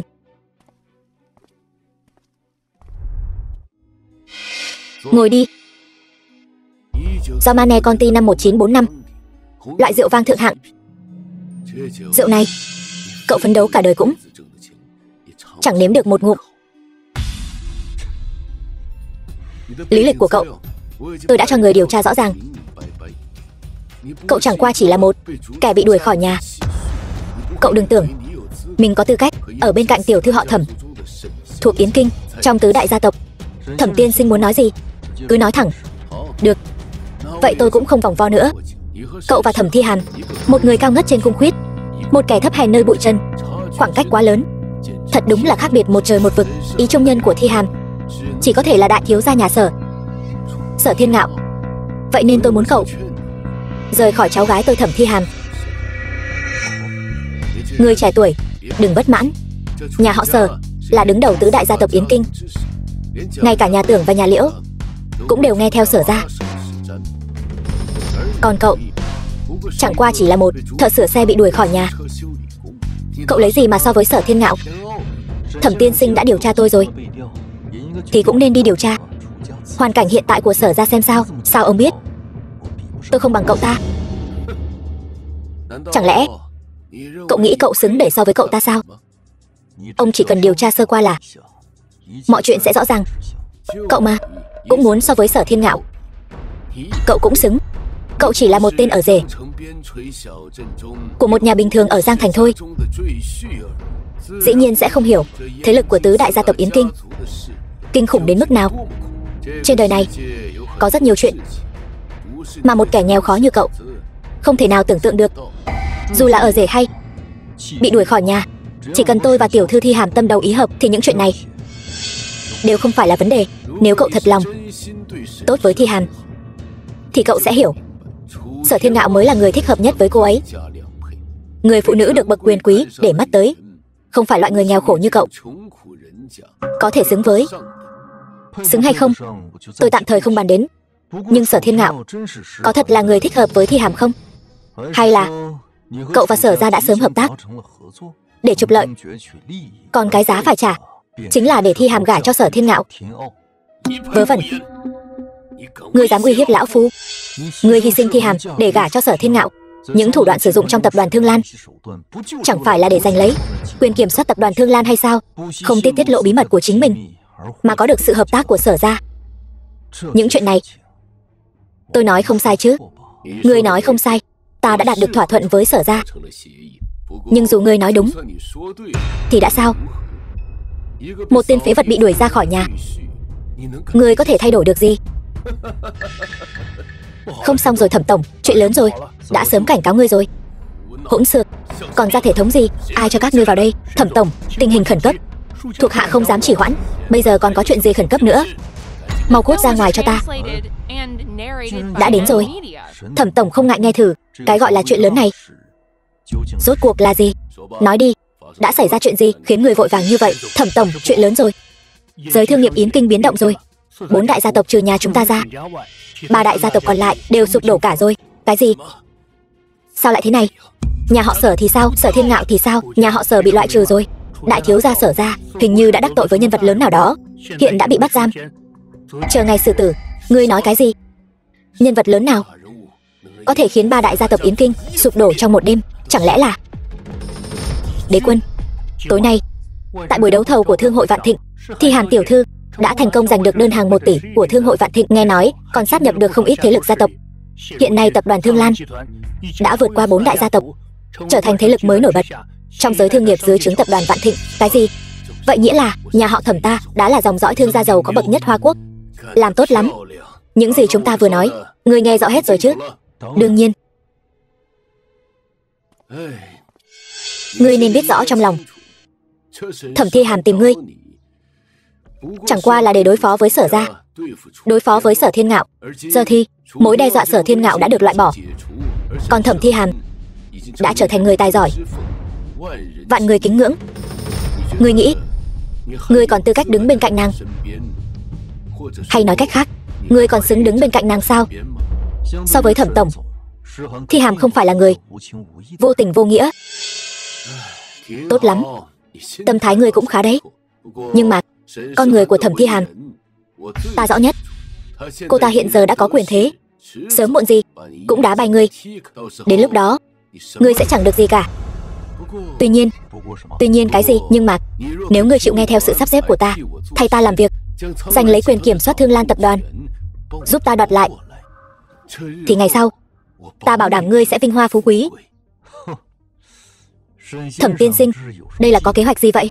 3 ngày sau chính là lễ đăng quang tại Đế Vương Điện của Viêm Vương Đế Quân. Lễ đăng quang được tổ chức, Thẩm Thi Hàm tất nhiên sẽ có mặt. Khi đó ngươi chỉ cần cùng nàng tham dự. Kế hoạch tiếp theo, đến thời điểm thích hợp, ta sẽ tự nói cho ngươi biết. Đối với Thi Hàm mà nói, ta đã là một gánh nặng rồi. Sao Thẩm tổng lại chắc chắn tôi có thể cùng Thi Hàm cùng đi tham gia lễ đăng quang chứ? Chuyện này ngươi cứ yên tâm, Thi Hàm mới nắm quyền sẽ không nhanh chóng ra tay với ngươi đâu. Ngươi chỉ cần làm theo kế hoạch, 100 triệu đô la Mỹ sẽ lập tức được chuyển khoản. Đây chính là số tiền mà cả đời ngươi cũng không kiếm được, đủ để ngươi sớm nửa đời sau trong vinh hoa phú quý rồi chứ.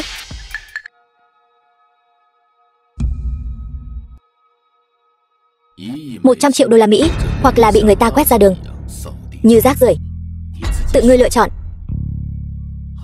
Được, dù sao còn vài ngày nữa mới đến lễ đăng quang, ngươi có thể từ từ suy nghĩ cho kỹ.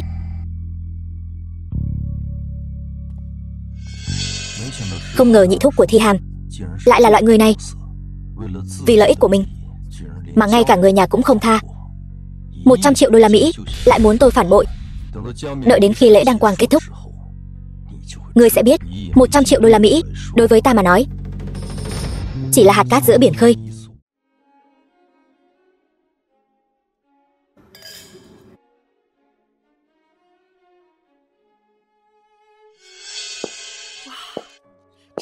Quả nhiên là lễ đăng quang của đế quân đại nhân. Thật sự quá xa hoa. Có gì mà ngạc nhiên chứ?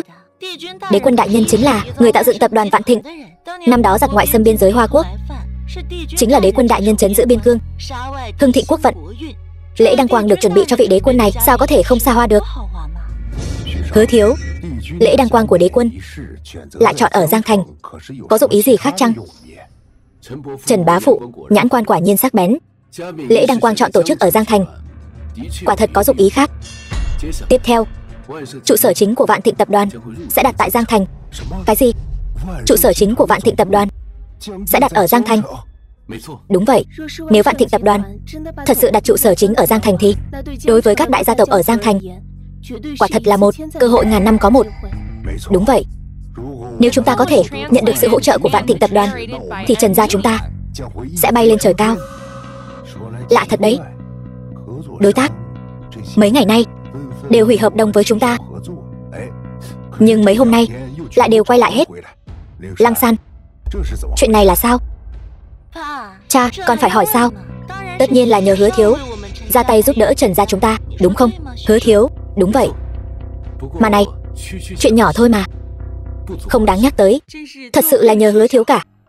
Chỉ cần điều động một chút đã giúp Trần gia chúng ta chuyển nguy thành an. Hứa thiếu, ngài thật khiêm tốn quá. Đối với ngài mà nói, có lẽ chỉ là một chuyện nhỏ, nhưng đối với Trần gia chúng ta mà nói thì đó là chuyện vô cùng trọng đại. Còn không mau cảm ơn Hứa thiếu đi. Cảm ơn Hứa thiếu đã ra tay cứu giúp. Lăng San vô cùng cảm kích. Tôi đã nói với cô rồi, giữa chúng ta không cần phải khách sáo. So với việc này, chi bằng hãy nghĩ xem lát nữa làm sao để thể hiện bản thân trước mặt đế quân đại nhân. Phải biết rằng muốn được đế quân đại nhân để mắt tới, đối với toàn bộ thanh niên tài tuấn ở Giang Thành đều là một cơ hội ngàn năm có một. Đúng, nếu có thể được đế quân đại nhân để mắt thì Trần gia chúng ta sẽ phất lên nhanh chóng. Lăng San, con phải thể hiện thật tốt đấy. Muốn có được sự sủng ái của đế quân đại nhân. Cha, cứ yên tâm đi. Chị con là một người xuất chúng, nhất định sẽ được đế quân đại nhân để mắt tới. Lâm Trần, tên phế vật ở rể này sao lại xuất hiện ở đây? Lâm Trần, tên phế vật này có tư cách gì để tham gia lễ đăng quang của đế quân đại nhân?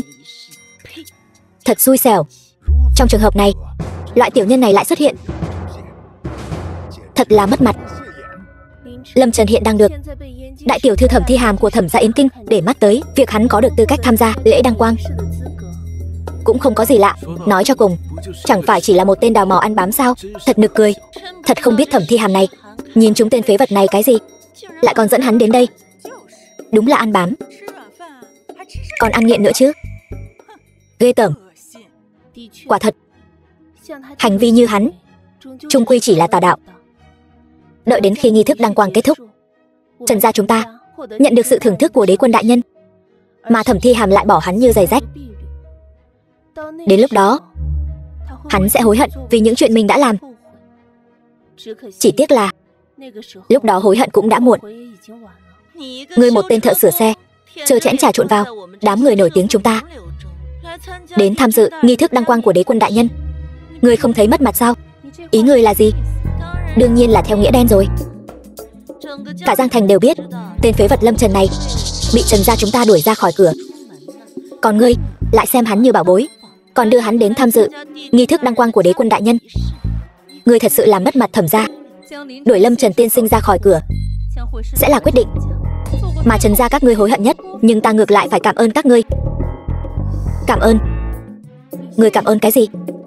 Nếu không phải các ngươi có mắt như mù đuổi Lâm Trần đi thì sao ta lấy được một người chồng hoàn hảo như vậy sao? Hai người kết hôn rồi. Hoàn hảo? Thẩm tiểu thư, ánh mắt của ngươi cũng quá kém rồi. Chỉ với tên phế vật Lâm Trần này, bất kỳ nam nhân nào ở Giang Thành chúng ta cũng hơn hắn không biết bao nhiêu lần. Nói về sự hoàn hảo, đương nhiên vẫn phải là Hứa thiếu chúng ta, không chỉ thân phận tôn quý mà còn là cấp cao của Vạn Thịnh tập đoàn. Còn về dung mạo này, càng là tuấn tú phi phàm. So với tên thợ sửa xe Lâm Trần kia, quả thật một trời một vực. Ngươi đem ta so với hắn, ngươi đây không phải là đang sỉ nhục ta sao? Tầm nhìn của ngươi hạn hẹp. Thấy ta như ếch ngồi đáy giếng, ngước nhìn thấy trăng. Ta không trách ngươi, Đợi đến khi nghi thức đăng quang kết thúc, người tự nhiên sẽ kinh ngạc. Nhìn ta như ếch đáy giếng nhìn ánh trăng. Ngươi nói cái gì? Họ Lâm kia, loại lời này ngươi cũng nói ra được. Thật là không biết xấu hổ. Đúng vậy, Hứa Thiếu nhà người ta là cấp cao của Vạn Thịnh tập đoàn. Chức vụ này ai ai cũng kính ngưỡng. Ngươi lại là cái thứ gì?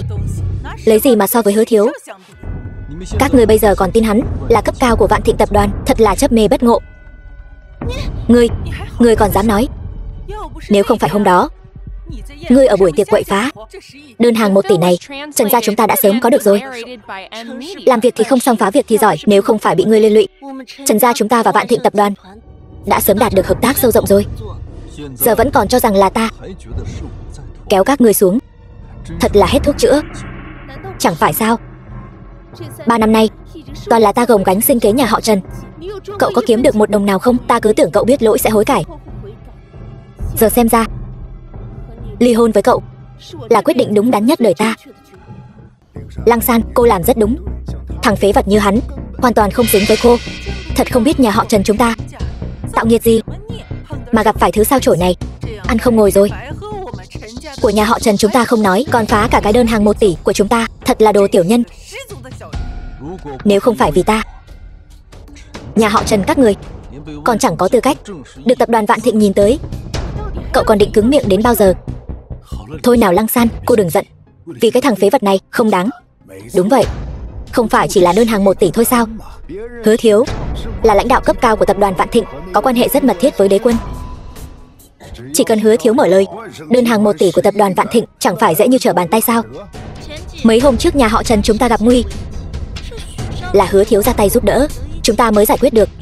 Đơn hàng 1 tỷ còn con, đối với Hứa Thiếu mà nói chẳng là gì cả. Mọi người đang nói tới chuyện Sở ra thời gian trước liên kết 3 đại gia tộc bài trừ các ngươi. Chuyện này là hắn giải quyết sao? Cái gì? Thì ra là Sở ra chèn ép chúng ta. Khó trách nhà họ Trần chúng ta bị áp chế, không có chút sức phản kháng nào. Một trong tứ đại gia tộc Yến Kinh cậu cũng giải quyết được. Hứa Thiếu, cậu thật lợi hại, nên làm mà. Hứa Thiếu, cậu thật khiêm tốn quá. Không ngờ cậu vì giúp nhà họ Trần mà không tiếc trở thành kẻ thù với Sở gia Yến Kinh. Lăng San vô cùng cảm kích. Quan hệ giữa tôi và cô cần gì phải nói mấy lời này. Hứa Thiếu đúng là tuổi trẻ tài cao. Không chỉ là lãnh đạo cấp cao của tập đoàn Vạn Thịnh, ngay cả Sở ra một trong tứ đại thế gia Yến Kinh cũng phải nể mặt Hứa Thiếu 3 phần. Lăng San nhà chúng tôi nếu có thể gả cho Hứa Thiếu, vậy tôi yên tâm rồi. Bá mẫu cứ yên tâm, có tôi chăm sóc Lăng San, ngay cả Sở gia Yến Kinh cũng không bắt nạt được cô ấy. Còn cậu thích ăn bám đàn bà thì cứ bám cho tử tế vào, đừng có bày đặt làm màu nữa, chẳng ích gì đâu. Thẩm tiểu thư, tôi vẫn muốn khuyên cô một câu. Kẻ ăn bám như hắn lại còn cứ vương vấn với vợ cũ thì nên bỏ sớm đi là vừa. Lâm tiên sinh là người thế nào? Người nói chẳng có trọng lượng gì cả. Người không xứng, cũng không có tư cách bình phẩm Lâm tiên sinh. Cô nói cái gì? Không phân biệt phải trái. Tôi chỉ muốn khuyên cô thôi. Nếu cô vẫn cố chấp, sau này nhất định sẽ hối hận. Liên quan gì đến ngươi? Cô, thôi đi Hứa Thiếu, đừng phí thời gian với bọn họ. Lễ đăng quang sắp bắt đầu rồi. Đợi lễ đăng quang kết thúc, xem tôi xử lý cô thế nào. Tôi muốn cô biết cái giá phải trả khi đắc tội với tôi. Lâm Trần, tự lo liệu lấy thân đi. Hoan nghênh mọi người đến tham dự Viêm Vương Điện, Viêm Vương Đế Quân tổ chức lễ đăng quang. Mục đích đến đây của chư vị cùng mộ rất rõ. Ở đây tôi sẽ không làm mất thời gian của mọi người nữa. Xin mời Vương Đế Quân. Hồ đồ, vị này chính là Đế Quân đại nhân. Trẻ như vậy sao? Người này trông quen quá. Hình như là tên con rể Trần gia Giang Thành. Sao có thể? Một tên con rể tầm thường thì có tư cách gì đến tham dự lễ đăng cơ của Đế Quân đại nhân? Tên phế vật này thật ngu xuẩn. Trong lễ đăng quang mà dám gây rối, e là lên đường như thế nào cũng không biết. Mất cũng đáng đời. Nếu không phải vì tên phế vật này, nhà họ Trần chúng tôi cũng không đến nỗi mất đơn hàng 1 tỷ của tập đoàn Vạn Thịnh. Lâm Trần lần này tiêu đời thật rồi. Ai bảo hắn đắc tội với Đế Quân? Đế Quân đại nhân đâu phải là người dễ chung sống. Năm đó ngoại địch xâm phạm, không một ai sống sót. Dám mạo phạm đế quân như vậy, hôm nay chính là ngày lên đường của hắn. Lâm Trần, trước đây tuy ngươi ngông cuồng, nhưng cũng còn có điểm dừng. Bây giờ ngươi nhất quyết muốn mất mạng sao? Đây là lễ đăng quang của đế quân đại nhân, không phải nhà họ Trần. Đế quân đại nhân sắp đến rồi, giờ ngươi lại muốn lên đó, ngoài gây rối ra còn có thể làm gì nữa? Ta phải lên sân khấu. Ngươi có biết, nếu ngươi ở trong bữa tiệc này gây sự vô cớ, tự nhận bản thân chính là Viêm Vương đế quân, thì sẽ có kết cục nào không? Sẽ là gì? Ngươi đang đâm đầu vào tường đấy. Vậy ta càng phải xem thử Viêm Vương đế quân này muốn ta lên đường như thế nào. Lâm Trần, nể tình 3 năm tình cảm trước đây của chúng ta, ta khuyên ngươi lần cuối, nếu ngươi còn nhất quyết như thế thì chẳng còn liên quan gì đến ta nữa. Lăng San, tên phế vật đó muốn lên đường, ngươi còn phí lời với hắn làm gì? Sao không mau chóng quay về? Trần tiểu thư xin nhường đường. Lăng San, ngươi quản tên phế vật đó làm gì?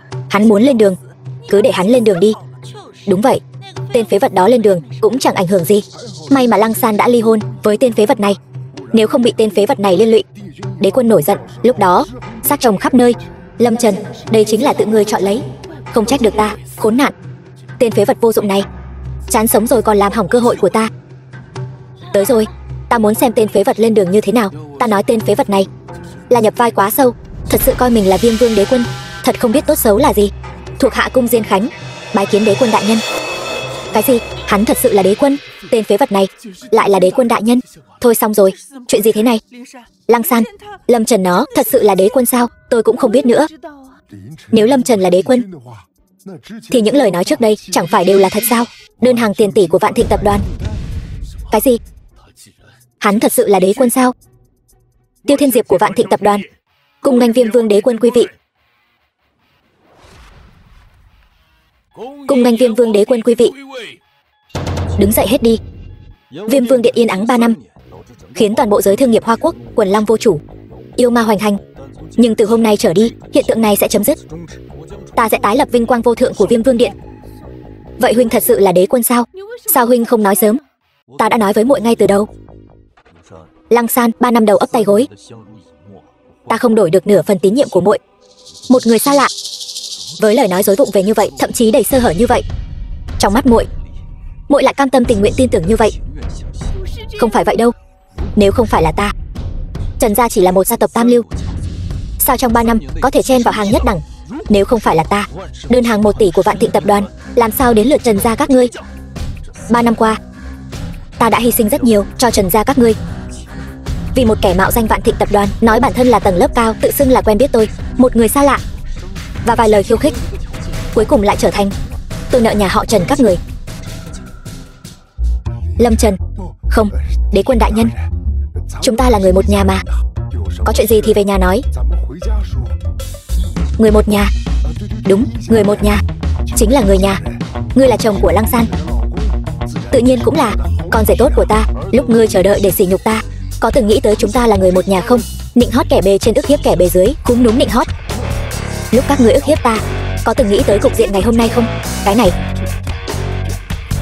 đâm đầu vào tường mới biết hối cải. Nghe ta giải thích được không?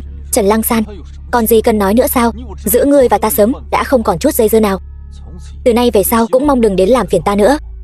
Chính Hào, bây giờ ngươi còn dám nói mình là cao tầng của Vạn Thịnh tập đoàn và quen biết ta sao?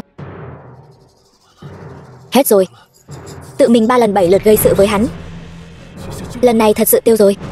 Thẩm Lương, còn nhớ kế hoạch mà ngươi từng đề cập với ta không? Bây giờ ngươi còn muốn dùng thủ đoạn thâm độc như vậy để cướp đoạt quyền lực của Thương Lan tập đoàn không? Không, không dám sao? Vâng, là ta sai rồi. Lâm Trần, ta xin tuyên bố ở đây, bất cứ kẻ nào dám làm hại Thẩm tiểu thư, đó chính là bất kính với ta, Viêm Vương đế quân. Đó chính là đối địch với cả Hoa Quốc.